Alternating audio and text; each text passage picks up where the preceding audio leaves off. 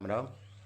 पितृ ऋण को लेके बात करते हैं। वैसे तो हर ग्रह का एक पितृ ऋण माना गया है, लेकिन सबसे बड़ा जो ऋण माना गया है वो बृहस्पति का माना गया है, क्योंकि बृहस्पति हमारी पुश्तैनी मकान भी है और बृहस्पति हमारे पूर्वज भी हैं और बृहस्पति हमारे कुल पुरोहित भी हैं और यहीं से हमारी जड़ें शुरू होती है। तो 2, 5, 9, 12 ये घर बृहस्पति के माने गए हैं, क्योंकि दूसरा कुटुंब का है, समृद्धि का है, आपके धर्म का है, आपके कुल देवताओं का है, और 5वां आपका संतान, विद्या और आपकी सोच का है, जिसका बृहस्पति कारक है।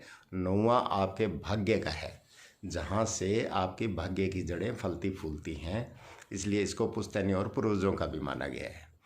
12वां घर शुभ खर्चों का, अशुभ खर्चों का, नींद का, सुख का, चैन का, इनका माना गया है।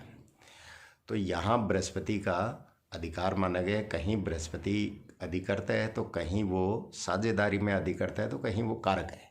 एक 9वें घर में बृहस्पति ही मालिक है और बृहस्पति इसका कारक है। तो कहते हैं कि 2, 5, 9, 12 इन घरों में, बृहस्पति के घरों में जहाँ वो मालिक है, कारक है, वहाँ बुध, शुक्र, राहु अगर बैठ जाते हैं तो बृहस्पति से पितृ ऋण बनता है। अब ये बनता कैसे है? ये हमारे पूर्वजों ने कोई गलतियां की होगी, तब जाके ये पितृ ऋण बनते हैं जो हमारे आड़े आ रहे हैं। वैसे तो सारी दुनिया ही, जिसने भी धरती पे जन्म लिया है, वो अपना ऋण चुकाने के लिए आया है किसी न किसी तरह का।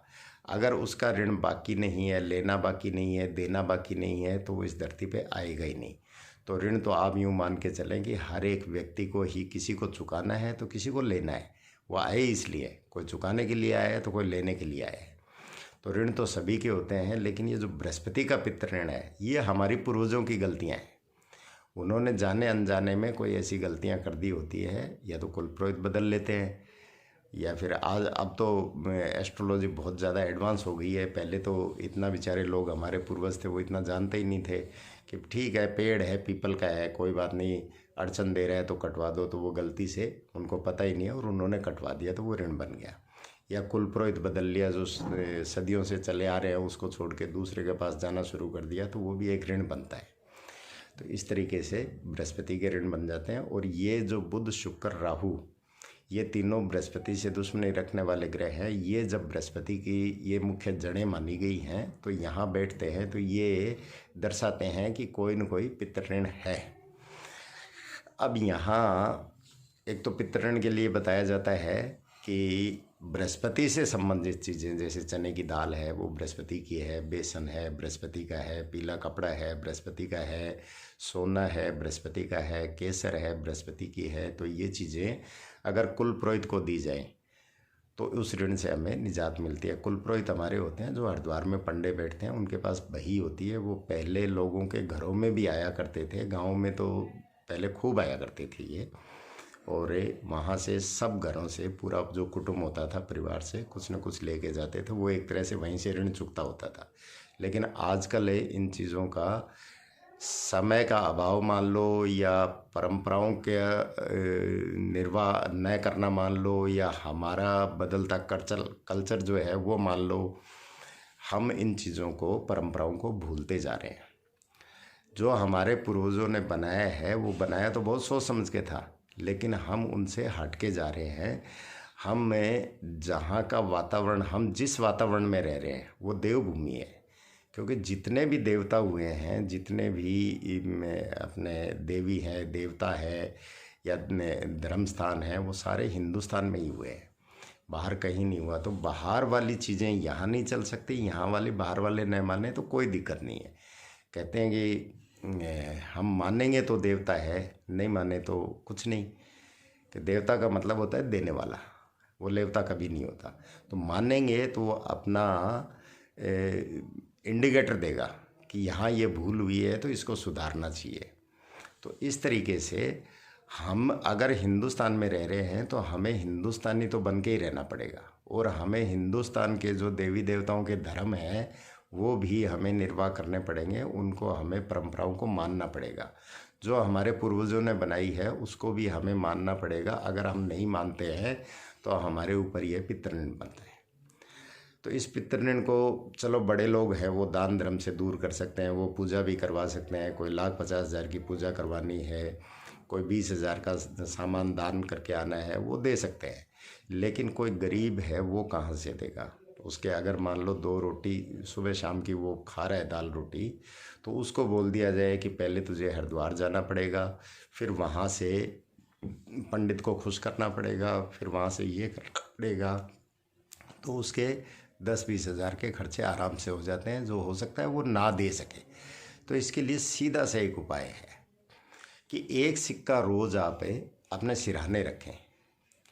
किसी के पितृऋण हो 2, 5, 9, 12 में बुध शुक्र राहु बैठे हों, तो उनको ये पूछने की ज़रूरत नहीं है कि मेरे फला ग्रह यहाँ बैठे हैं तो मैं कर सकता हूँ क्या, मेरे फला यहाँ बैठे हैं मैं कर सकता हूँ क्या। चाहे बुध बैठा हो, चाहे शुक्र बैठा हो, चाहे राहु बैठा हो, चाहे तीनों बैठे हों और इन भावों में बैठे हों, कौन से में, 2, 5, 9, 12 में, वो कोई भी ये उपाय कर सकता है।